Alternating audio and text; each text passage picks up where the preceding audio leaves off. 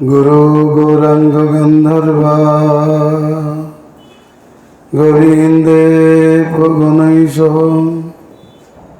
তুলসী যমুনা গঙ্গা ভক্তি বৎস নমো নমঃ।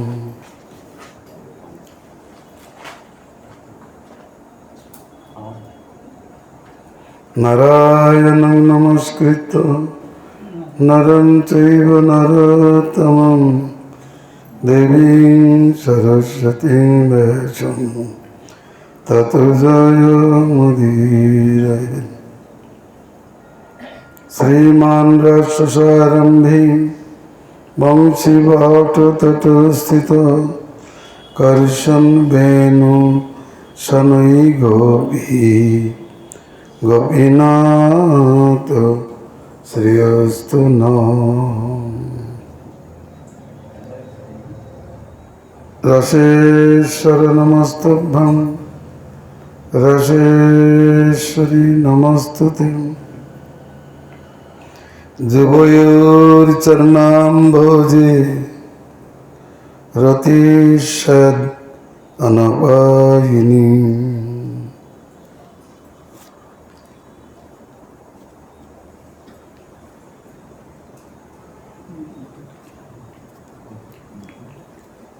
আজ শারদীয় পৌর্ণমাসী রজনী। ভগবান শ্রীকৃষ্ণের রাসযাত্রা মহোৎসব। ভক্তগণ নানাধিক রাজ বিষয়ে আলোচনা করিয়া থাকেন।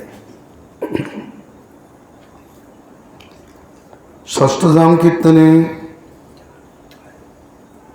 আমরা শ্রীমান মহাপ্রভু শিক্ষাষ্টকে ভাব প্রার্থনা করেছেন।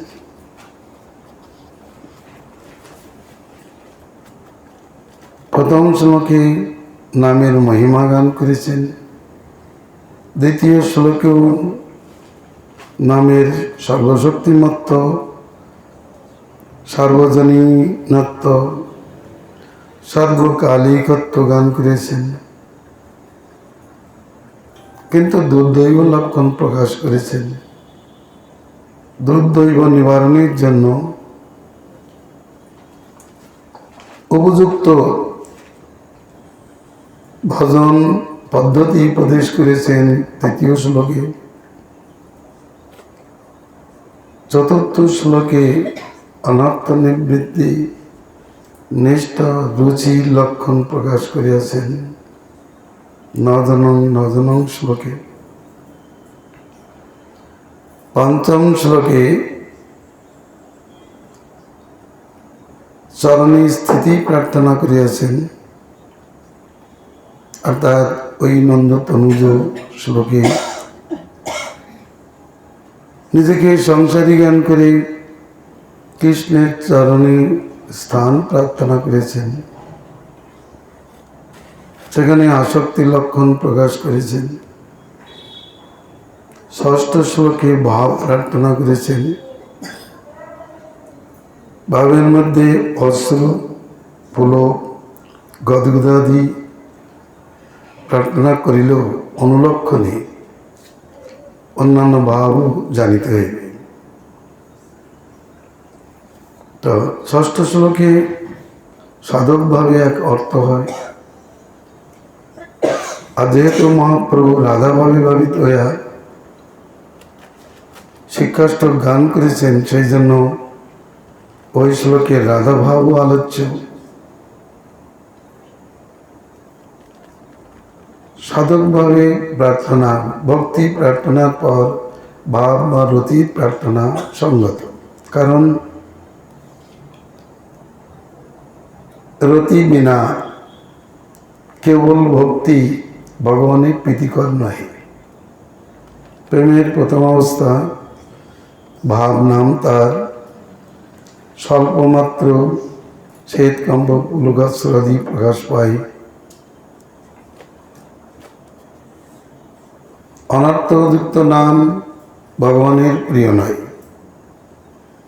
শুদ্ধ নাম প্রিয় হইল প্রেমযুক্ত না হলে ভগবানের প্রীতির বিষয় হয় না। এই জন্য ভক্ত নাম গানে ভাব প্রার্থনা করেন। এমনই প্রার্থনা করেছি, হে কৃষ্ণ, কবে তোমার নাম কীর্তনে আমার নয়ন গলিত অশ্রুধারায় স্নাত হবে, কবে মুখে গদগদ বাণী নির্গত হবে, কবে আমার দেহ পুলক কদম্বে পূর্ণ হবে।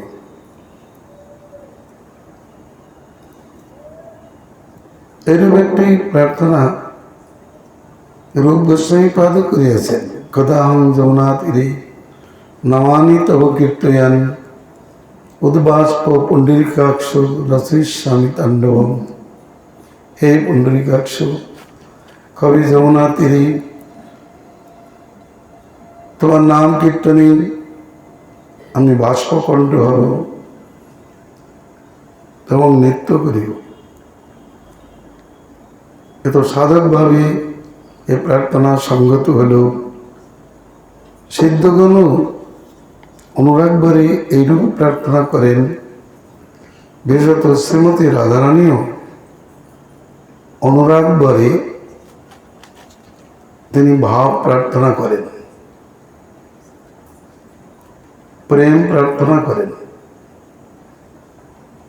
তার প্রমাণ আছে শ্লোক, ন প্রেম গন্ধস্তি দ্বারা বিমে হর ক্রন্দামি সৌভাগ্য ভরণ প্রকাশিতুম বংশী বিলাসী বিলোকনং বিনা বিবর্মী যৎ প্রাণ পতঙ্গ কানবৃথা। তিনি বলেছেন, হায় হায় সখী, কৃষ্ণে আমার প্রেম গন্ধ নাই, তবে যে ক্রন্দন করি সে কেবল নিজের সৌভাগ্যকেই প্রকাশ করি। হায় হায় বংশী বিলাসী শ্রীকৃষ্ণের মুখারবিন্দ সন্দর্শন বিনা আমি যে প্রাণ পতঙ্গগুলিকে ধারণ করি তা বৃথা। চৈতন্যদেব বলেছেন, প্রেমের স্বভাব যাহা, প্রেমের সম্বন্ধ সেই মানে কৃষ্ণে মোর নাহি ভক্তিগন্ধ। সিদ্ধান্ত কথা, ভক্তি যতই বাড়তে থাকে ততই দৈন্য বৃদ্ধি পাইতে থাকে। দৈন্য ভক্তিকে, প্রীতিকে, প্রীতি দৈন্যকে পুষ্ট করে, সুষ্ঠ করে। আমরা দেখব অন্তর্দশায় রাধা অনুরাগভাবে তিনি নাম কীর্তনে ভাব প্রার্থনা করিতেছেন। অপরাহ্নকালে শ্রীমতী বৃষভানুনন্দিনী কৃষ্ণ বিরহে কাতর হইয়া করুণ সুরে কৃষ্ণ নামাবলী গান করিতেছেন। তিনি গোধূলিকালে গোবিন্দ দর্শন উৎকণ্ঠায় গবাক্ষের পাশে বসে আছেন, জালনার পাশে বসে আছেন। নাম গানে প্রেমদায়ী অশ্রুধারায় তার নয়ন গণ্ড বক্ষজ যুগল স্নাত হইতেছে। কণ্ঠ ভাস্পরুদ্ধ, বাণী গদগদ, দেহ পুলক কদম্বে পুণ্যিত। তিনি নাম গানে আত্মারা হইয়া নামামৃত সাগরে যেন ডুবিতেছেন, ভাসিতেছেন। পদে পদে তিনি পরমানন্দ লাভ করিতেছেন। কিন্তু নামামৃত পানি মত্ততা হেতু ভাব সাবল্য তাকে ভাবান্তরে ফেলিল। সাবল্যটা বুঝতে হবে। ভাবের চারটি অবস্থা: ভাবোদয়, ভাব সন্ধি, ভাব সাবল্য, ভাব শান্তি। ভাবোদয় কোন একটা ভাবের উদয়, সেটা যদি অনুকূল কোনো ভাবের সঙ্গে মিলিত হয় তখন তাকে বলে ভাব সন্ধি। অন্য একটা ভাব এসে যখন তাকে দমন করে নিজের প্রভাব বিস্তার করে তখন তাকে বলা হয় ভাব সাবল্য। যখন সেই ভাবটি শান্ত হয়ে যায় তখন ভাব শান্তি বিচার আসে। তো শ্রীমতী রাধারানী তিনি কৃষ্ণ নাম করিতেছেন, ভাব সাবল্য তাকে ভাবান্তরে ফেলিল। তিনি পূর্ববৎ নামামৃতের আস্বাদন জনিত আনন্দ না পাইয়া বিষাদ ভরে হাহুতাস করিতে করিতে নাম গান করিতে লাগিলেন। তিনি কৃষ্ণের স্ফূর্তিতে আকুল প্রাণী তাকে সম্বোধন করতে বলিতেছেন, ওই প্রাণ গোবিন্দ, ওই নাবিরাম, ভাববিন্দু দিয়া দাসীর প্রাণ রক্ষা করো। হে নাথ, হায় হায় কবে তোমার মধুর নামাবলী গানে আমার নয়ন যুগল গলিত অশ্রু দ্বারায় স্নাত হইবে। কবে বা নাম গানে কণ্ঠ বাষ্পরুদ্ধ হবে, বদনে গদগদমান নির্গত হইবে। হায় হায় কবে বা দেহ পুলক কদম্বে পূর্ণিত হইবে। হাধিক ভাবশূন্য জীবনের শতধিক, ভাবশূন্য জীবনের শতধিক। যাই অন্তর্দশায় রাধার ভাবার্থ, এটা সম্ভব, কারণ অনুরাগে অনুভূত বিষয়ও অননুভূত বলিয়া মনে হয়। প্রেম থাকিলেও তিনি মনে করেন আমাতে প্রেম নাই, তার জন্য প্রেম প্রার্থনা করেন। এটা অনুরাগপ্রাপ্ত ভক্তের লক্ষণ।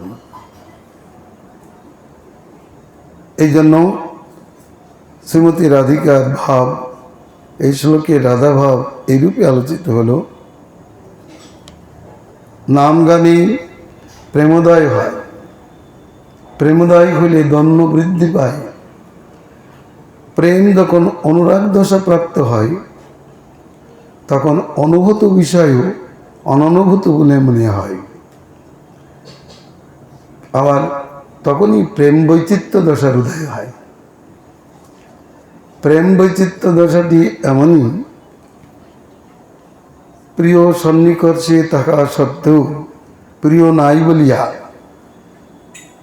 এই বুদ্ধি হইতে যে আরতি উৎকণ্ঠার উদয় হয় তার নাম প্রেম বৈচিত্র্য দশা। নাম গানেও প্রেম বৈচিত্র্য দশার উদয় হয়। নাম গানে ভগবৎ সাক্ষাৎকার, ভগবৎ সাক্ষাৎকার করতে করতে মনে হয় হায় হায় কৃষ্ণ নাই, আমি কৃষ্ণ হারা। কৃষ্ণ সামনে থাকলেও,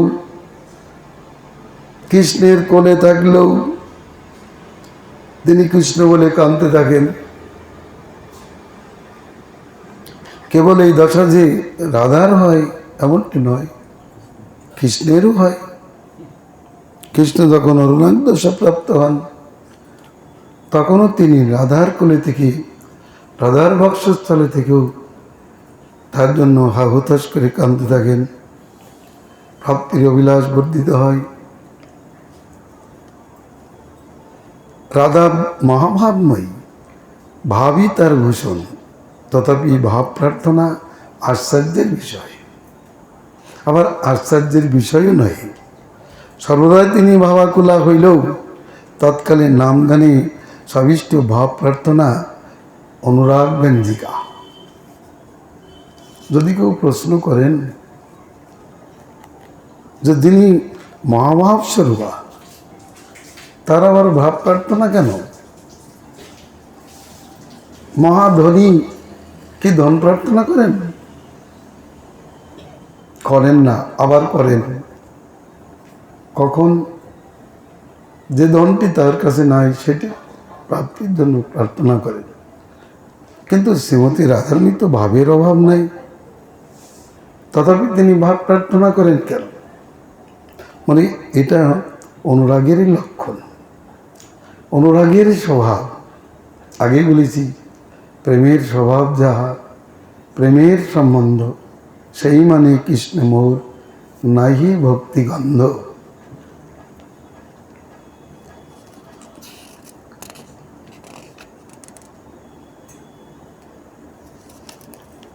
আরেকটি বিষয় হলো, ইনার প্রার্থনার মূলেই রয়েছে কৃষ্ণের অভিলাষ। কৃষ্ণ প্রেম ভাবিত বা ভাবভূষিত শ্রী রাধার বদন শোভা দেখবার জন্য অভিলাষ করেন। আমরা ললিত মাধব নাটকে দেখেছি, শ্রীমূর্তির পূজা দর্শন করে কৃষ্ণ বলছেন, এই প্রেমবতী ভাব ভরেই শ্রীমূর্তির পূজা করেছি, এই পূজাটি অত্যন্ত প্রিয় আমার।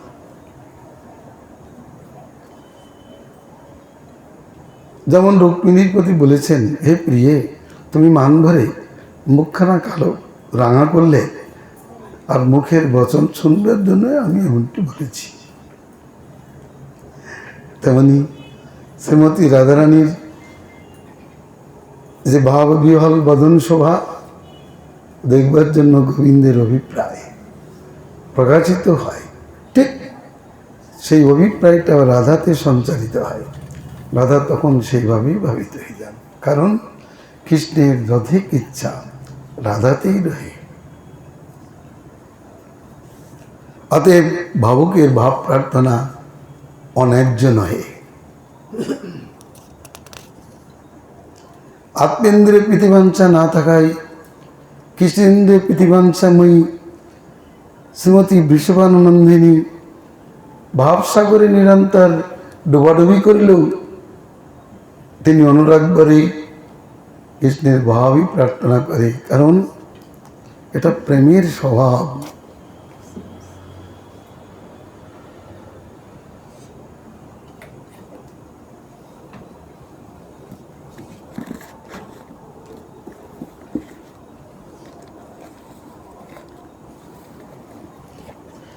প্রেমের স্বভাব কি এটা একটু জানব।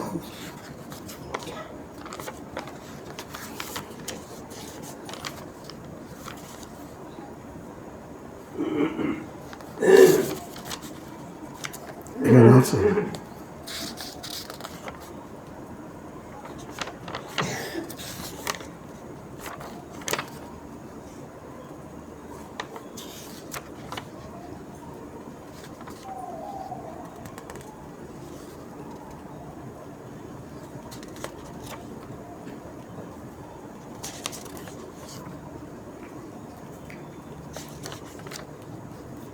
কি অদ্ভুত প্রেমে রচরিত, শত শত আস্বাদনে তৃপ্তি নাই হয় মনে, আস্বাদন তরে করে মত, কি অদ্ভুত প্রেমের চরিত্র।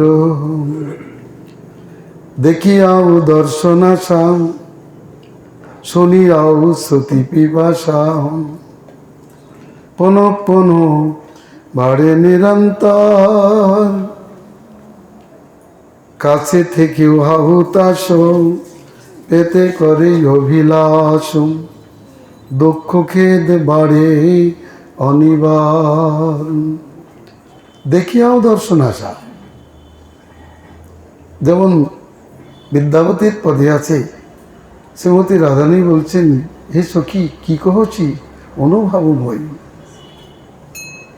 জনম অবধিহাম অরূপ নিহারিণ, নয়ন না ত্রিপিত ভেল। দেখিয়াও দর্শন আশা, শুনিয়াও শ্রুতি পিপাসা। শুনছেন কৃষ্ণের কথা, তথাপি তার পিপাসা মিটছে না। কাছে থেকেও হাহুতাস, পেতে করে অভিলাষ, দুঃখ খেদ বাড়ে নিরন্তর। যেবা হয় প্রাণধন, তারে মানে অন্যজন, তার লাগি করে প্রার্থনা। কোটি নেত্র দর্শনে, কোটি কর্ণ শ্রবণে, কোটি হস্ত সেবায়ু কামনাম, কোটি মুখ গুণগানে, কোটি মন পদধ্যানে, কোটি নাসা সৌরভে যাচাই, কোটি শরীর সঙ্গমে, কোটি মস্তক প্রণামে, কোটি পদ ধাম চরে চাই। নিরুপম প্রেম যাহা এই অনুভব তাহা তৃষ্ণা শান্তি কবু নাই হয়। ইহা দেখি কৃষ্ণমণি লোভ ওটি আস্বাদনী তার লাগি যতন করাই। এই জন্য বলছেন শ্রী রাধার প্রণয় মাধুরী কিরূপ কৃষ্ণ নিজে দূর থেকে অনুভব করেছেন, করেই তিনি এই রূপ বলেছেন। অতএব মহাভাবতীর যে ভাব প্রার্থনা এ আশ্চর্যকর নয়, সিদ্ধান্ত বিষয়। সাধকের ভাব প্রার্থনা আর সিদ্ধের ভাব প্রার্থনার মধ্যে অনেক ভেদ। সাধক ভাব প্রার্থনা করেন তিনি ভাব প্রাপ্তির জন্য, আর সিদ্ধ ভাব প্রার্থনা করেন ভাব সাগরে ডুবে। অতএব ষষ্ঠ শ্লোকে শ্রীমান মহাপ্রভু ভাব প্রার্থনা করেছেন। সপ্তম শ্লোকে প্রেম বিপ্রলম্ব দশা প্রকাশ করে তিনি জগজ্জীবকে জানিয়েছেন ভাবের পরেই প্রেমের অবস্থা। আর অষ্টম শ্লোকে প্রেম পরাকাষ্ঠা নিষ্ঠা প্রকাশ করিয়াছেন। প্রেমের পরাকাষ্ঠায় উপস্থিত হলে তার কি নিষ্ঠা প্রকাশিত হয়, প্রেমের যে কি লক্ষণ, তৎসুখী সুখিত্তমাদি সব আশ্লিষ্য বা আদরতাম শ্লোকে প্রকাশ করেছেন। দেখ, এরপর আমাদের আলোচ্য বিষয় আজ ভগবান শ্রীকৃষ্ণের রাজবিলাস দিবস। সেই লীলা অদ্যাপিও করে শ্যামরায়। রাস মানে কি সেটা আবার জানতে হবে। রাস শব্দের আবিধানিক অর্থ 10টি। পণ্ডিতগণ বলেছেন রাস শব্দের আবিধানিক অর্থ 10টি। বিনোদ, রসসমূহ, নিত্য বিশেষ, সম্ভোগ লাস্য বিশেষ, ভোজন পান স্ত্রী সংগাদির স্বাচ্ছন্দ্য বিশেষ, বহু নর্তকীযুক্ত মণ্ডলীবদ্ধ নৃত্য বিশেষ, এক নট কর্তৃক গৃহীত কণ্ঠী নটীদের সহিত পরস্পর হস্তবদ্ধ নৃত্য বিশেষ, আস্বাদন, পান, গান, এই 10 প্রকার অর্থ। জীবগোস্বামীপাদ বলেছেন পরম রস কদম্ব ইতি রাস, রসানাং সমূহ ইতি রাস, রসককেলি বিশেষ ইতি রাস। রসানাং সমূহ, এই রাস, এই রস 2 প্রকার, সঙ্গীত রস এবং সিঙ্গার রস। রাসে 2 ভাগই আলোচিত হয়েছে। সঙ্গীতের সঙ্গে সঙ্গে সিঙ্গার রসের বিলাস প্রবঞ্চিত হয়েছে।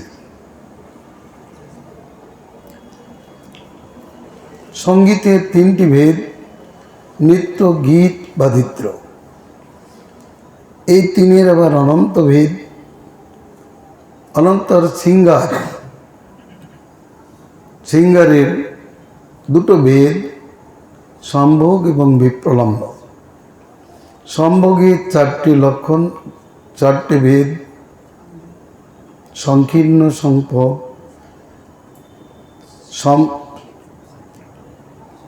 সামান্য সঙ্গে মানে সংক্ষিপ্ত সম্ভোগ, সংকীর্ণ সম্ভোগ, সম্পন্ন সম্ভোগ, সমৃদ্ধিমান সম্ভোগ। আবার বিপ্রলম্ব 4 প্রকার, পূর্বরাগ, মান, প্রেম বৈচিত্র্য, প্রবাস।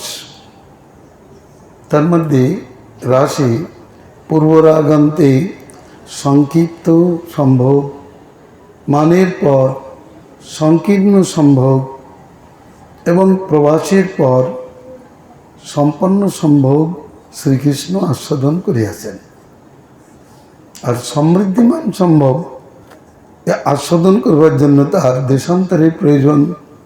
অতএব তিনি তদিকাত্মস্বরূপে মথুরা দ্বারকায় বিলাস করিয়াছেন। আর 100 বছর পর বৃন্দাবনে আসলে তখনই এই সমৃদ্ধিমান সম্ভব সুখ আস্বাদিত হইয়াছিল। ভগবান শ্রীকৃষ্ণ সপ্তমবর্ষীয় বালক রূপে তিনি ব্রজকুমারীদের কাছে প্রতিজ্ঞাবদ্ধ হয়েছিলেন যে সাধ্বীগণ, তোমাদের সংকল্প অন্যথা হবে না, তোমরা আমাকে প্রাপ্তির জন্য এই কাত্যায়নী রচন করিয়াছ, আগামিনী রজনীতে তোমাদের মনোরথ পূর্ণ হবে। অতএব সপ্তম বর্ষে ভগবান গোবর্ধন পর্বত ধারণ করে সকলের অনুরাগ বর্ধন করলেন, কুমারীদের বস্ত্রহরণ করলেন। এরপর অষ্টম বর্ষে পদার্পণ করে নব কৈশোর শোভা ধারণ করে আশ্বিন মাসের পৌর্ণমাসী রজনীতে তিনি বংশীবটে রাজবিলাস করিয়াছিলেন। শতকোটি গোপীর সঙ্গে রাজবিলাস করিয়াছিলেন। উদ্দীপন বিভাব সেখানে চরম পরিমাণে ছিল। পূর্ণমাসীর রজনীতে সন্ধ্যাকালে পূর্ব দিক বধূর মুখরঞ্জন করিয়া যখন চন্দ্রমা উদিত হল, তা দর্শন করিয়া তিনিও প্রায়শগণের মুখরঞ্জন করবার জন্য সকলের অলক্ষিতভাবে বংশীবটে উপস্থিত হইয়া সম্মোহিনী বংশী মুখচুম্বন করিলেন এবং তাহাতে কামবীজ গান করিলেন। কলং জগৌ বামদিশাং মনোহরম। এর মধ্যে আছে ক্লিঙ্কারের সন্দর্ভ।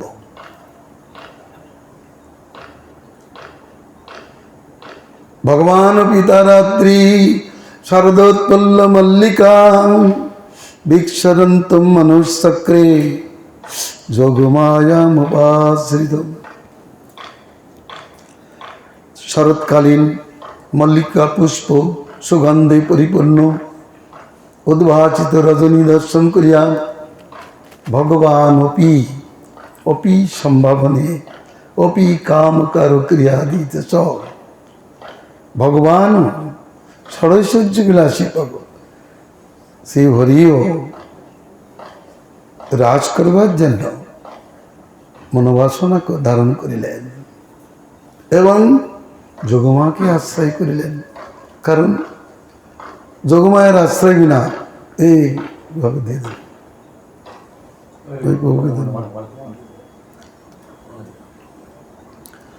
যোগমায়ের বিনা সমাধান সম্ভব নয়। কারণ শতকোটি গোপী তারা তো পরকীয় ভাব বিশিষ্ট, পতিগণের বঞ্চনা, কালের গতি রোধ, যারা নৃত্য করবেন তাদের বসনভূষণ অলঙ্কারের ব্যবস্থা তা একমাত্র যোগমায়াই করতে পারে। যোগমায়াকে আশ্রয় করে তিনি আবির্ভূত হন। সম্ভবান আত্মা মায়া, যোগমায়াকে আশ্রয় করে তিনি রাস করেছেন। যোগমায়াকে আশ্রয় করলেন, তারপর তিনি সম্মোহিনী বংশীর মুখচুম্বন করলেন।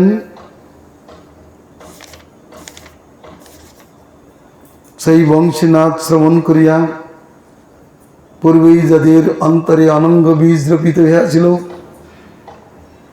সেই ব্রজসুন্দরীগণের অনঙ্গ রাগ বর্ধিত হইল। তারা নিজ নিজ কার্যকারিতা পরিত্যাগ করিয়া সকলের অলক্ষিতভাবে কৃষ্ণের পদপ্রান্তে বংশীবটে উপস্থিত হইলেন। কেউ বা গোদহন করিতেছিলেন, গোধন ছাড়িয়াই চলিলেন। কেউ পতির সেবা করিতেছিলেন, তাহা পরিত্যাগ করিয়াই চলিলেন।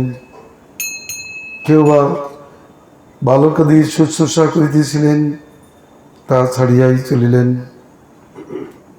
কেহ বা নিজের অঙ্গরাগ করিতেছিলেন, তা পরিত্যাগ করিয়াই চলিলেন। কেহ একটি পদে নূপুর, একটি নয়নে অঞ্জন, একটি কানে দুল পরিয়াই চলিলেন। কেউ বা কেশ বান্ধিতে বান্ধিতেই চলিলেন। তারা বংশীভাবে সম্মোহিত হইয়াছিলেন। তাদের পিতা, পতি, পুত্রাদি বাধাদান করিলেও তারা তা শুনিলেন না, কারণ গোবিন্দাপহিতাত্মনা, গোবিন্দ তাদের চিত্তকে হরণ করিয়াছিলেন। অতএব চিত্তকে প্রাপ্তির জন্য তারা ওই বংশীর ধ্বনি অনুসরণ করিয়া চলিলেন। বংশীর ধ্বনি অনুসরণ করিয়া কৃষ্ণের পদপ্রান্তে উপস্থিত হইলেন। এদিকে ভগবান শ্রীকৃষ্ণ তাদের ভাব পরীক্ষা করবার জন্য প্রথমেই তাদেরকে মধুর বচনে স্বাগত জানালেন। স্বাগতং বো মহাভাগা প্রিয়ং কিং করবাণিব ব্রজস্যানাময়ং কর্ষেদ ব্রত আগমন কারণম। এ সৌভাগ্যবতীগণ, আমি তোমাদেরকে স্বাগত জানাই। বলো, আমি তোমাদের কি প্রিয় কার্যের অনুষ্ঠান করিব? বলো, বোঝের কুশল তো? বলো, তোমাদের আগমনের কারণ কি?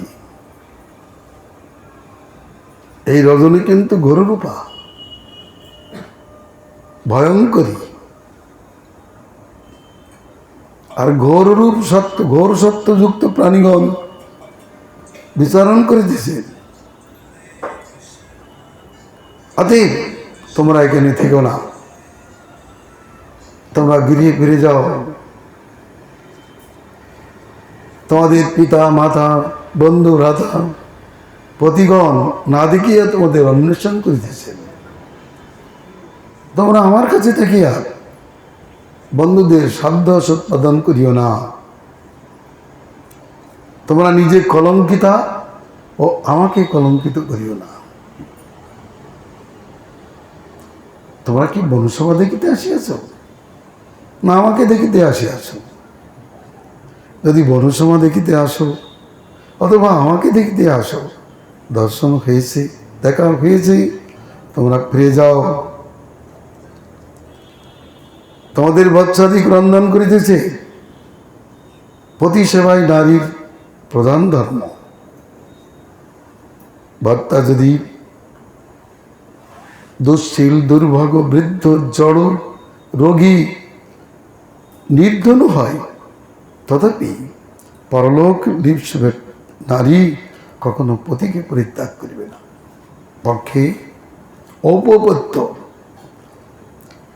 স্বর্গের প্রতিবন্ধক, অযশস্কর, নিন্দনীয়, ভয়াবহ।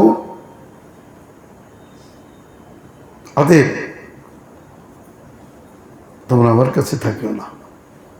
ভাব পরীক্ষা করবার জন্য ভগবান এই কথা বলেছেন। ওই কথার মধ্যে আবার ভাব আছে যে তোমরা যাইও না। সেগুলো আলোচনা করতে গেলে তো অনেক সময়ের প্রয়োজন, সেটা সম্ভব হবে না। তো যাও, যদি আমার প্রতি তোমাদের অনুরাগ হয় তাহলে দূর থেকেও শ্রবণ কীর্তন করলে যে ভাবের উদয় হয়, আমি মনে করি নিকটে থাকলে সেভাবে উদয় হয় না। নতদা সন্নিকর্ষেণ প্রতিজাত তত গৃহান। কিন্তু এই কথার অর্থ আর একটি হলো যে যেমন সামনে থাকলে যত ভাবোদয় হয়, দূর থেকে শ্রবণ ধ্যানাদি দ্বারা তত ভাবের উদয় হয় না। অতএব তোমরা এখানে থাকিয়ে যাও। প্রিয় মুখে এই অপ্রিয় কথা শ্রবণ করে গোপীগণ নানা ভাবদশায় পদার্পণ করিলেন। কেউ ধীরা, কেউ অধীরা, কেউ ধীরা ধীরা, কেউ ধীর মধ্যা, কেউ ধীর প্রগল্ভা, কেউ বা ধীর শান্ত, কেউ মুগ্ধা, কেউ মধ্যা, কেউ প্রগল্ভা হয়েছেন, কেউ প্রখরা, কেউ মৃদুর স্বভাবা। তাদের নানা ভেদ, তারা সঙ্গে সঙ্গে নানা ভাবদশায় পদার্পণ করিলেন। কৃষ্ণ কিন্তু এদের এই ভাবদশা দেখবার জন্য এই কথা বলেছেন, কারণ তিনি বিদগ্ধ শিরোমণি। সরাসরি মিলন হলে মিলনটি মধুর হবে না। প্রেমের গতি কুটিল, সর্পবধ। কিন্তু পৃষ্ঠের মুখী অপ্রিয় কথা শ্রবণ করেই তারা নানা ভাবদশায় প্রকাশ করিলেন। তাদের মধ্যে অভিযোগ উপস্থিত হল।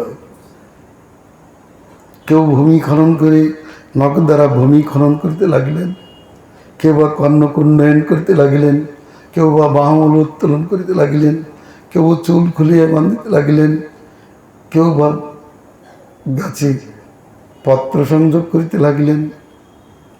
নানা ভাব অভিযোগ প্রকাশ করতে লাগলেন। এমনটি করতে করতে কেউ বা অশ্রুসিক্ত বদনে একটু কুপিতভাবে বললেন, হে বিভো, তোমার মুখে এই কথা শোভা পায় না, কারণ আমরা সব কিছু পরিত্যাগ করে তোমার পাদমূলে উপস্থিত হয়েছি। অতএব আদিপুরুষ যেমন তার শরণাগতকে পরিত্যাগ করেন না, তেমনি তুমি আমাদেরকে পরিত্যাগ করিতে পারো না। তুমি যে আমাদেরকে ধর্ম উপদেশ করলে, পতি পুত্র আদির সেবা, আমরা মনে করি এই উপদেশটি তোমার পদেই সিদ্ধ হোক, কারণ তুমি দেহধারীদের আত্মা প্রিয়, তুমি আত্মা নিত্য প্রিয় রতির ভাজন, আরতি দাদা পতিপুত্রে রতি অকারণ। বড় আশা করিয়াইনু তোমার চরণে, কমল নয়ন খেরে প্রসন্ন বদনে। শুধু আমরা নয়, সংসারে যারা কুশলী তারা তোমাতেই রতি করিয়া থাকে। গোপীগণ সিদ্ধান্তবিদ ছিলেন। কোন গোপী মান ভরে বললেন, আমরা তো গৃহকার্যেই ছিলাম, তুমি বংশীধ্বনি দ্বারা আমাদের চিত্তকে হরণ করেছ, আমাদের চিত্তটা ফিরিয়ে দাও, আমাদের বস্তু আমাদেরকে দাও, তাহলে আমরা ফিরে যাব, আর না দিলে এখান থেকে যাব না। কোন গোপী বললেন, তোমার অধরামৃত সিঞ্চন করো, তোমার বংশী রবে আমাদের কামাগ্নি প্রজ্বলিত হয়েছে, তোমার অধরামৃত সিঞ্চন দ্বারা তা নির্বাপিত করো, তা না হলে তোমার বিরহ অগ্নিতে দেহত্যাগ করিয়া তোমার পদবী প্রাপ্ত হইব। যেদিন থেকে তোমার চরণতলের স্পর্শ প্রাপ্ত হয়েছি, সেই দিন থেকে আমাদের আর সংসার কার্যে মন নাই।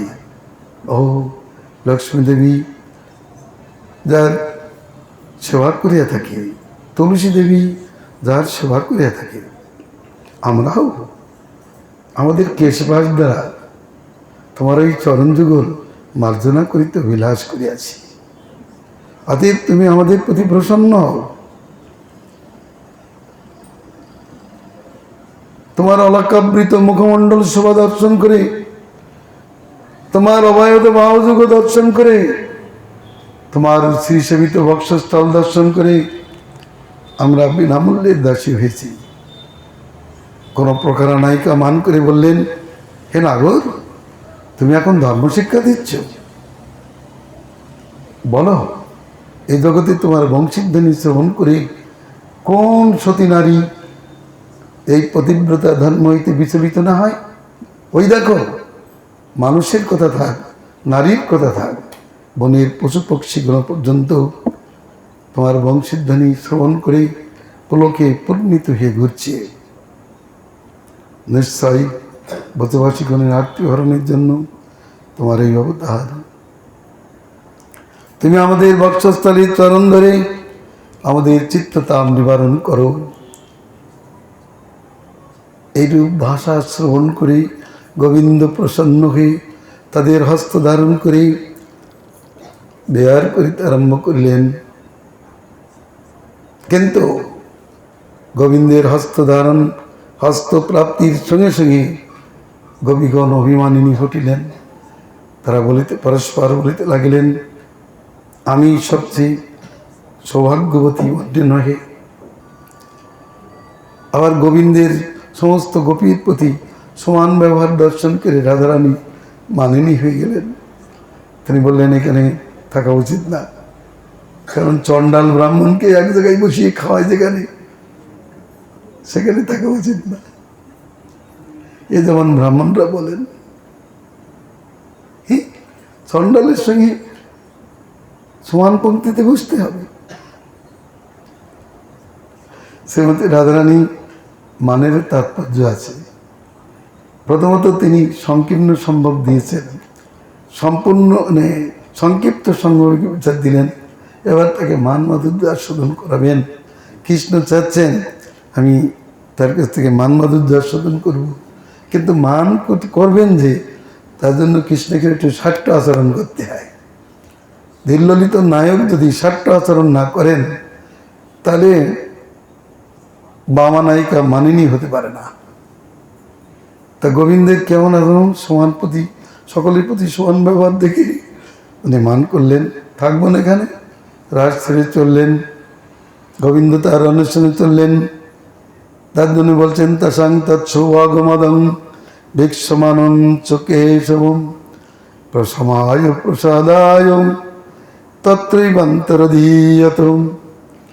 গোপীদের অভিমান প্রশমন, রাধার মান প্রসাদনের জন্য গোবিন্দ সেখানে অন্তর্ধান করলেন। অনাদরের ধিন জয়দেব গোস্বামী সেটা ভালো করে ব্যাখ্যা করলেন যে, সংসারীরূপী কংসারীরূপী সংসার বাসনাবদ্ধ শৃঙ্খলাম রাধামাদায়ী হৃদয়ী ততে আজ ব্রজ সুন্দরী। রাধাকে বক্ষস্থলে ধরেছেন, এই জন্য ওই গোপীর নাম হয়েছে রাধা। রাসে ধারণাত রাধা বিদ্যাবিদ পরিকৃতা। কিন্তু কিছুক্ষণের মধ্যেই গোপীগণ দেখছে কৃষ্ণ নাই। তখন গতরাজকে দেখি না দেখতে পেয়ে গোপীগণ যেমন উন্মত্তের মতো বন থেকে বনান্তরে ঘুরতে থাকেন, তাকে অন্বেষণ করিতে থাকেন, তেমনি গোপীগণ বন থেকে বনান্তরে কৃষ্ণ অনুষ্ঠানে নির্গত হলেন। ধাবিত হতে লাগলেন, বৃক্ষলতার কাছে জিজ্ঞাসা করতে লাগলেন, উচ্চস্বরে কৃষ্ণ গীত গাইতে লাগলেন। আর জিজ্ঞাসা করতে লাগলেন, এই অশ্বত প্লাক্ষ নগগ্ন আমাদের মন হরণ করে গোবিন্দ এই পথে গিয়াছে কিনা, পত্রনয়নে দর্শন করে আমাদেরকে বলো। এই কুরবক, অশোক, নাগ, চম্পক, রামানুজ মানিনীর মান হরণ করে এই পথে গিয়াছে কি বলো। কচিত গোবিন্দ চরণ প্রিয় কল্যাণী তুলসী, বলো তো তোমার অতি প্রিয় মাধব এই পথে গিয়েছে কি। তারা চিন্তা করতে লাগলেন, এ তো কৃষ্ণপ্রিয়া, অতএব কৃষ্ণের সংবাদ আমাদেরকে বলবে না। না, এই যে মালতী, এ আমাদের সখীর সমান। জিজ্ঞাসা করি, মালতী এ মল্লিকে জাতি জ্যোতিকে করস্পর্শের দ্বারা তোমাদের সুখোৎপাদন করিয়া মাধবকে এই পথে গিয়াছেন। উত্তর না পেয়ে বড় বড় ভিক্ষুদের কাছে জিজ্ঞাসা করতে লাগলেন, হে চৌত পিয়াল পানৌচ কবিদার আসন জম্বু বিল্লম বকুল এ কদম্ব, তোমরা পত্র নয়নে গোবিন্দকে দেখে জানাও কোথায় আছেন। কিন্তু কোনো উত্তর না পেয়ে পৃথিবীর দিকে দৃষ্টিপাত করে মনে করলেন যেন কৃষ্ণের চরণের স্পর্শে এদের এই প্রকার রোমাঞ্চ ভাব প্রকাশ পেয়েছে, ত্রিনাদিতে রোমাঞ্চ ভাব প্রকাশিত হয়েছে। বলেন, হে পৃথিবী তুমি ধন্যা, সম্প্রতি গোবিন্দের চরণের স্পর্শে, না বামন দেবের চরণের স্পর্শে, না বরাহদেবের অঙ্গ স্পর্শে তোমার এই শরীরে পুলকদম্ব প্রকাশিত হয়েছে? কোনো উত্তর না পেয়ে হরিণীগণকে বলছে, হরিণীগণ বলো তো মাধব কোন পথে গিয়েছে? বলতে পারল না।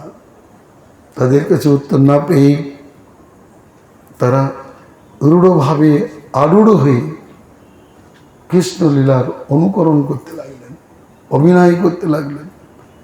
কেউ পুতনাবধ লীলা, কেউ কালী দমন লীলা, কেউ গোবর্ধন ধারণ লীলা, কেউ বা হামাগুড়ি লীলা, কেউ বা জনরাম জন্মজ্জন লীলা অভিনয় করতে লাগলেন। কেউ উপরে কাপড় তুলে বললেন, এই গোপীগণ ভয় নেই, আমি ইন্দ্রকৃত উৎপাত থেকে তোমাদেরকে রক্ষা করব। এক গোপী আর এক গোপীর মস্তকে পদাঘাত করে বললে, এই কালিও দূর হয়ে যা, এই বধুধাম ছেড়ে চলে যা। আবার কেউ ত্রিভঙ্গ ভঙ্গমের দাঁড়িয়ে বললেন, আমি কৃষ্ণ, আমাকে দেখো কত সুন্দর আমি। কিন্তু অনুকরণেও কৃষ্ণকে প্রাপ্ত হলেন না, অনুধাবনে হলো না, অনুকরণে পেলেন না। এবার একটু ভাব শান্ত হলে অন্যায় তারা অন্বেষণে নির্গত হলেন। জ্যোৎস্না প্লাবিত রজনী, নিচের দিকে দৃষ্টি করতেই দেখে কৃষ্ণের চরণ চিহ্ন। কৃষ্ণের চরণ চিহ্ন দেখে বুঝতে পারলেন, হ্যাঁ কৃষ্ণ এই পথে গিয়েছেন। কিন্তু কৃষ্ণের চরণ চিহ্নের মাঝে মাঝে আরেকটা চরণ চিহ্ন দর্শন করে বুঝতে পারলেন যে নিশ্চয়ই কৃষ্ণ কোনো সুন্দরীকে নিয়ে এই পথে চলে গেছেন। ওই চরণ চিহ্ন দর্শন করে চার প্রকারের গোপীদের মধ্যে চার প্রকার ভাবদায় হল। স্বপক্ষীয়রা চুপ করে রইল, বিরুদ্ধ পক্ষীয়রা তারা বলল, হ্যাঁ এই সুন্দরী চরণ চিহ্ন আমাদের চিত্তে যন্ত্রণা দান করছে। তটস্থ পক্ষীয়রা তার ভূয়সী চরণধূলি মস্তকে ধারণ করলেন। সুইত পক্ষীয় রাধার তারা বললেন, আহা অনায়ারাধিত ননং ভগবান হরিশ্বর জন্ম বিহায় গোবিন্দ প্রীত যা মনয়দ্রহ। মনে করি হে সখীগণ, এই সুন্দরী শ্রীহরিকে অধিক আরাধনা করিয়াছেন, যার জন্য গোবিন্দ অত্যন্ত প্রীত হইয়া তাহাকে এই রসস্থলে আনিয়াছেন। তারপরে পদাঙ্ক দেখে তারা নানা প্রকার বিচার করতে লাগলেন। এদিকে শ্রীমতী রাধারানী গোবিন্দের সহিত প্রেম বিহার করতে লাগলেন। কৃষ্ণ তার মান প্রসাদন করে বিহার করলেন, কিন্তু তিনিও কৃষ্ণের সঙ্গ প্রাপ্তিতে অভিমানিনী হয়ে উঠলেন। শতকোটি গোপী পরিত্যাগ করে কৃষ্ণ আমাকে ভজন করেন, আমি শ্রেষ্ঠা। কিন্তু গোপীগণ তারা আত্মনাদ করতে করতে অনুষ্ঠান করে বেড়াচ্ছেন। কৃষ্ণ বলেন, এ প্রিয়ে এখানে থাকলে ওরা জানতে পারলে মহাবিপদে বসতে হবে, চলো অন্যত্র আমরা চলে যাই। চললেন। রাধা মান ভরে বললেন, আমি চলতে পারছি না, যেখানে তোমার ইচ্ছা সেখানে আমাকে নিয়ে যাও। কৃষ্ণ বললেন, শীঘ্র আমার কান্দে উঠো। যেই না তিনি কান্দে উঠতে গেলেন, অমনি কৃষ্ণ অন্তর্ধান করলেন। রাধাও হানাত রমন পৃষ্ঠ কাছি কাছি মহাবুজু দর্শাস্তি কৃপণায়ামে সকে দর্শয়ু সন্নিধিন বলেই মূর্ছিত হয়ে পড়লেন। এদিকে গোপীগণ বিদ্যুৎ তোদার মতো দূর থেকেই তাকে দর্শন করে বুঝতে পারলেন কৃষ্ণ ইহাকেও বঞ্চনা করিয়া অন্যত্র পলায়ন করিয়াছে। কৃষ্ণ কীর্তনের দ্বারা রাধার চৈতন্য সম্পাদন করেই তার মুখে তার দৌরাত্মের কথা জানতে পারলেন। তারপর বললেন, রাধে চলো আমরা কৃষ্ণ অনুসরণ করি। তারা বুঝতে পেরেছিলেন যে রাধা না থাকলে কৃষ্ণ অনুসরণ সাফল্যমণ্ডিত হবে না। রাধাকে নিয়ে চললেন, কিন্তু রাধারানী বললেন, দেখো এভাবে কৃষ্ণ অনুসরণ করে পাওয়া যাবে না। যেখান থেকে আমরা কৃষ্ণ আনা হয়েছি সেখানে বসে কীর্তন করব। কীর্তনাদেব কীর্তন করলেই তার করুণার উদয় হবে, করুণাই তার দর্শন হবে। এ বলেই তারা বংশীবাটি উপস্থিত হয়ে জুতি জুতি ইন্দ্রাছন্দে করুণ সুরে গান করতে লাগলেন। কৃষ্ণের নাম রূপ গুণ চরিত্র কথা উল্লেখ করে গান করে চললেন। জয়তি তেদিকং জন্ম না ব্রজ সয়ত ইন্দিরা শস্যদত্রহি দয়িত দৃশ্যতা দীক্ষতা ভোকা তৈদিতা সব সংবিচিন্নতে শরদুদাশয়ে সাধু জাত সং সরসি যোধর শ্রীমুষাদিশাম সুরত নাথ তেয় শুল্ক দাজিকা বরদ নিঘ্নত মেঘ কিংবধ বিশ্বজলাপয় মেল রাক্ষসন বর্ষ মারুতা মদ্যুতানলম বৃষময়াত্মজং বিশ্বতো ভয়া ঋষভতে বয়ং রক্ষিতা মোহ নকল গোপিকা নন্দন ভবন অখিল দেহিনম অন্তরাত্মধি বিকন চাতিত বিশ্বগুপ্তয়ে সকল দেহিবান সপ্ততাঙ্কুলে বিরচিতা ভয়ং বিষ্ণুযুজ্যতে চরণ নিদুষং সংস্থিতের ভয়ং করচরুহং কান্ত কামদং শিরসি দেহিনম শ্রীকরগৃহম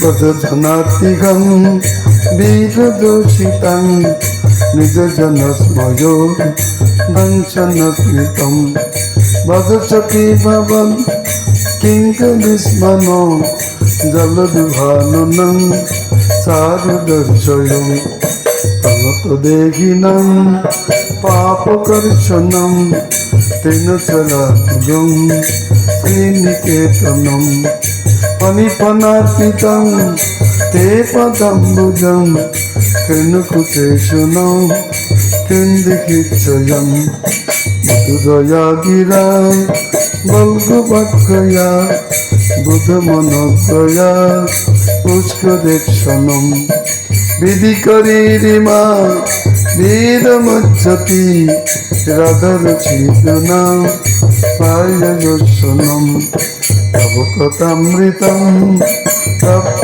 জীবনম কবিবিহিতম কলমশাপহম শ্রবণমঙ্গলম শ্রীমদাততং ভুবিকিজন্তি তে ভূরিতা জনম অভূতং প্রিয় প্রেম বিক্ষিতম বিহরণং সুতে ধ্যানমঙ্গলম রাশি সংবিদ জাতি বিস্পৃশ কোকনো মন শোভয়ন্তি তদচিতব্রজং চারয়ন প্রসুম নদীন সুন্দরম নাটকে পদম শিলতিনঙ্কুরৈ ছিদতীতি না কলিলতং মন কান্ত গচ্ছতি দিন পরীক্ষয়ে নীলকুন্তলৈ বনদুহাননং বিব্রতামৃতম জনরসোচ্ছলং দর্শয়ন্মুহু মনসি ন স্মরং বীরগচ্ছসি তনত কামদং পদ্মদর্শিতং ধরণি মন্দনং ধ্যেয়মাপরি চরণ পঙ্কজং সন্তমঞ্চতে তন্মুখস্তনে সর্পজাতিহং শরতবর্ধনং শোকনাশনং সরিতবেণুনা সুশ্রুতুম্বিতম ইতররাগমেতমাদনন্দিনম ইতরবীরন স্তেদরমৃতম অতুতিযৎপবন নন্দিকাননং স্তুতির্যুগাযতে তামপশ্যতম কুটিলকুন্তলং শ্রীমুখঞ্চতে জড়যুদীক্ষতাং ভক্ষ্মকে দেশম প্রতিশ্রুতান্নয়ং ভাতৃবান্ধবন নতিবিলঙ্গতেয়ং তচ্ছুতা প্রতিবিদস্তব গীতমোহিত হিতবদোষিত প্রস্তজন্মিষি তরচি রাবচি সংবিদং ঈপ্সয়োদয়ং প্রসিতনাননং প্রেম বিচ্ছনং বিরোধরুৎসৃজং দীক্ষদামতে মুহুরতি স্প্রিয়া মুচ্যতে মনং বলপ্রণৌকুশং ব্যক্তিরঙ্গতে বিঘ্নসন্তলং বিশ্বমঙ্গলং তজমনঞ্চনং তদস্প্রিয়াত্মনং সদনভিদ্রজং গণ্যসূদনং দত্তেষু ধাতুতৃণং রংস্তনেষু ভীতাসनै প্রিয়দধীমহি কর্কশেষু তেনাটভিমটুচি তদ্ভততেন কিঞ্চিৎ কুর্পাদিভিः ভ্রমতিরে ভবদায়ুষণ্ণম ইতি গৎপ্রগায়ন্তং ফলপন্তস্য চিত্তধা রুরুদু সুস্বরং রাজন কৃষ্ণ দর্শনলালসম তাজমাবিরবোৎসৌরি স্ময়মানমুখম ভজ পীতাম্বরধর সৃগী সন্মন্মতো মন্মতো গোবিন্দ মিলনে গোপিকা তখনে বাঁচিয়া উঠিল পরাণে আর গোবিন্দ মিলনে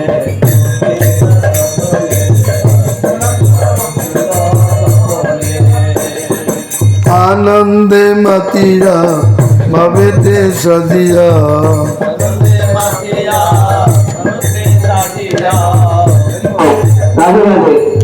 বাঁচিয়া উঠিল পরাণে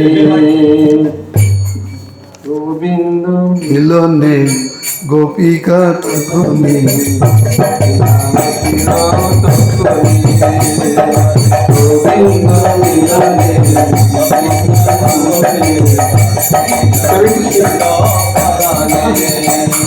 ওই আনন্দে মাতিয়া ভাবেতে সাজিয়া স্বাগত জানালো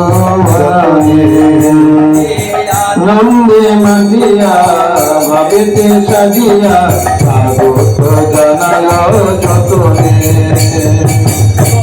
কেউ ধরে কান্ত করে বুকের ওই উপরে কেউ কান্দে ধরে কেউ চুম্বে প্রেম ভরে কেউ দেখে কান্ত মুখ অনিমিষ নেত্রে কে দেয় কান্ত রূপ পুলকিত গাত্রে কোন রসবতী দেখে মানে দীপ্ত হইয়াম দশনে অদর্দঞ্চি প্রকুটি করিয়াম পড়িল সম্ভ্রম ছাড়া গোপীর গগনে বিভ্রম বিলাসে মত্ত হয় কোন জনে।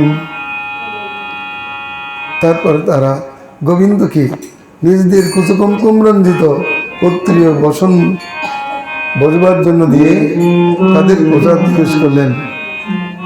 এবার জিজ্ঞেস করলেন, গোবিন্দ আসতে আমাদের প্রশ্ন আছে, ভজন করলেই ভজন করে, ভজন না করলেও ভজন করে, আর ভজন করলেও গুরুক্ষেপ করে না, এদের কি পরিচয় একটু খুলে বলো না। কৃষ্ণ বললেন, যারা ভজন করলে ভজন করে তারা নিতান্ত স্বার্থপর, তাদের মধ্যে ধর্ম নেই, সৌহার্দ্য নেই। ভজন না করলেও ভজন করে, তারা করুন যেমন পিতামাতা, যেমন তোমরা। আর ভজন করলেও ভ্রুক্ষেপ করে না, তারা চার প্রকৃতি: আত্মারাম, আপ্তকাম, অকৃতজ্ঞ, গুরুদ্রোহী। গোপীগণ বললেন, তুমি কোন প্রকারের? বললে, আমি কোনো প্রকারের নই। আমি আত্মারাম হলে এ তোমাদের কাছে আসতাম, আর আপ্তকাম হলে তাও তো আমার আসার কথা নয়। আমি অকৃতজ্ঞও নই। তোমরা বনে বনে কোথায় কি করেছো আমি সব শুনেছি, সব দেখেছি। আমি গুরুদ্রোহীও নেই, আমি তোমাদের প্রতি কোনো অন্যায় আচরণ করি নাই। না, তুমি এই রজনীতে আমাদেরকে ফেলে চলে গেলে কেন? দেখো, আমার একটা স্বভাব যে আমাকে ভজন করে আমি তাড়াতাড়ি তার প্রতি প্রসন্ন হই না, তার আরতি উৎকণ্ঠা বাড়ানোর জন্য এমনটি করি। আমাতে যাতে তোমাদের ধ্যান হয় এই জন্য করেছি। বলে এটা মিথ্যা কথা, আমরা তো নিরন্তর তোমাকে ধ্যান করি, সব কাজ করি, তুমি আমাদেরকে ধ্যান শিক্ষা দিচ্ছ। বলে দেখো, আমি তোমাদের নিরুপাধিক প্রিয়, তোমরা আমার প্রতি দোষারোপ করতে পারো না। আমি কিন্তু তোমাদের প্রেমের ঋণী, দেবতা সদৃশ আয়ু প্রাপ্ত হয়েও তোমাদের প্রেমের ঋণ শোধ করতে পারবো না। কিন্তু তোমরা যদি একবার সাধু গুণে আমার প্রতি প্রসন্ন হও, তাহলে আমি কিন্তু এই ঋণ থেকে মুক্ত হতে পারি। নপারিয়ং নির্বদ্ধ সংযুজং সাধুকিতম বিবুধায়ুষা পিবম জামাবজন দুর্জর গৃহ শৃঙ্খলাম সংবিচ্ছ তদ্ভ প্রতিজাতু সাধুনাম। সন্তুষ্ট হলেন গোবিন্দের কথায়, গোপীগণ সন্তুষ্ট হলেন। তারপরেই ভগবান ত্রাস আরম্ভ করলেন। দুই দুই গোপীর মধ্যে এক এক স্বরূপ প্রকাশ করেই নাচ আরম্ভ করলেন। আকাশ থেকে দেবতাগণ পুষ্পবর্ষণ করতে লাগলেন, গন্ধর্বগণ গান করতে লাগলেন, বিদ্যাধরীগণ তালে তালে নৃত্য করতে লাগলেন। ও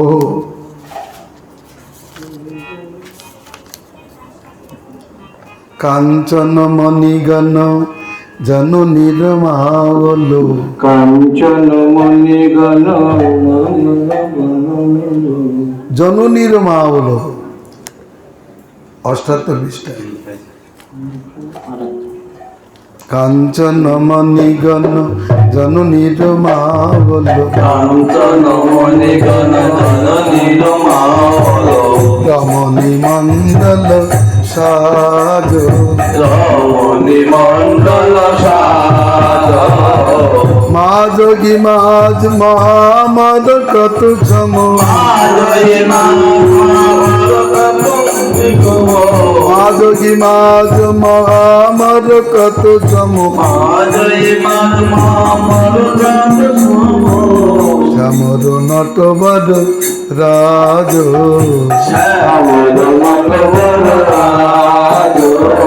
ধনী ধনী অপরূপ রাস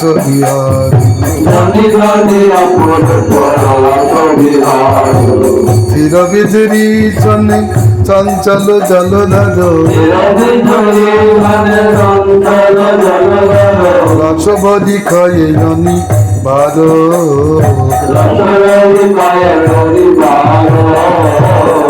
রসবরি খয়ে অনিবাদ,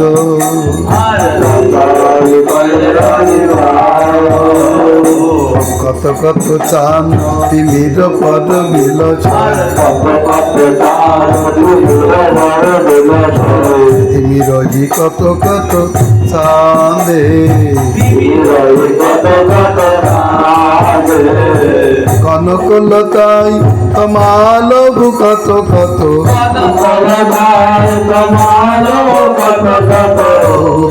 তনু তনু বান্ধে,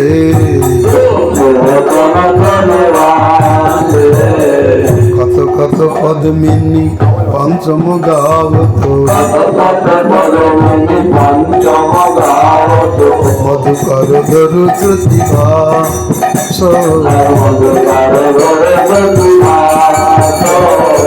মধুকর মেলি কত পদ্মিনী গাবত, গদন গোবিন্দ দাস,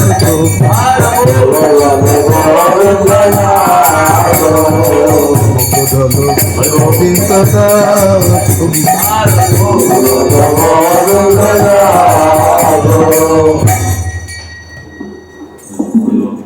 প্রচুর পরিমাণে নৃত্য গীতের অনুষ্ঠান হলো। সঙ্গীত স্যারে বলেছেন, পৃথিবীতে যত জীবজাতি আছে রাগের সংখ্যাও তত। অতএব এক কল্পকাল ধরে ভগবান শ্রীকৃষ্ণ গোপীদের সহিত ওই রাসস্থলীতে সমস্ত গীত বাদিত্যের অনুষ্ঠান করিয়াছিলেন।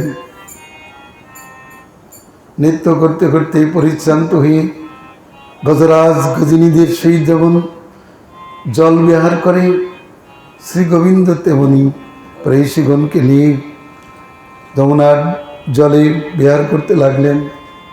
জল শৃঙ্গার করে উঠলেন। দিব্য বচন ভূষণ পরে পুনরায় বন বিহারে নিরত হলেন। বন ভ্রমণ করে তাদের মনোরথ পূর্ণ করলেন। অনন্তর শতকোটি গোপীর জন্য জগমা দেবী কুঞ্জ সজ্জা করেছিলেন। অতএব পৃথক পৃথক গোপীর সহিত কৃষ্ণ সেই কুঞ্জে সাম্প্রদায়িক বিধিতে বিহার করলেন। এমনটি বিহার করতে করতেই ব্রহ্মরাত্র উপস্থিত হল। ব্রহ্মরাত্র প্রবৃত্তেই বাসুদেবানুমোদিত। ব্রহ্মরাত্র উপস্থিত হলে বাসুদেবের অনুমোদন ক্রমে অনিচ্ছা সত্ত্বেও গোপীগণ নিজ নিজ গৃহে গমন করিয়াছিলেন। শ্রী গোবিন্দ নিজ গৃহে গমন করিয়া শয়ন করিলেন। যারা রাস গান করেন তারা সেখানেই শয়ন দিয়ে থাকেন, কিন্তু ভাগবতী বলেছেন না, বাড়িতে চলে গেছেন। অতএব আমরা আর কি বলবো, কেবল প্রণাম করেই ছাড়বো। আমাদের একটা গান টান আছে, আজকে একটু দেরি হবে। প্রশ্নগুলি যা হয়েছে পরবর্তীকালে হবে। সুন্দর পদ, এটা গোবিন্দ দাসের পদ, খুব সুন্দর পদ। এখানে শয়ন বোধে, কিন্তু আজকে যে ঘটনা হলো এর পরিপ্রেক্ষিতে আমার নতুন কিছু গান করা ভালো হবে না। কি বলেন? সপ্তম ধামের কীর্তন করবে, কিন্তু আমার মনে হয়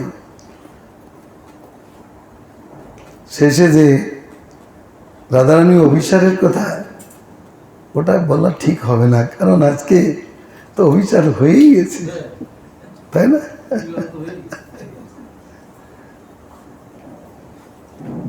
তবে গাও সব যোগায়িতং নিমিষেন চক্ষুষা প্রবিশায়িতং সন্ন্যায়িতং জগৎ সর্বং গোবিন্দ বিরহেন। গাইতে গাইতে নাম গীতা হইল, গাইতে গাইতে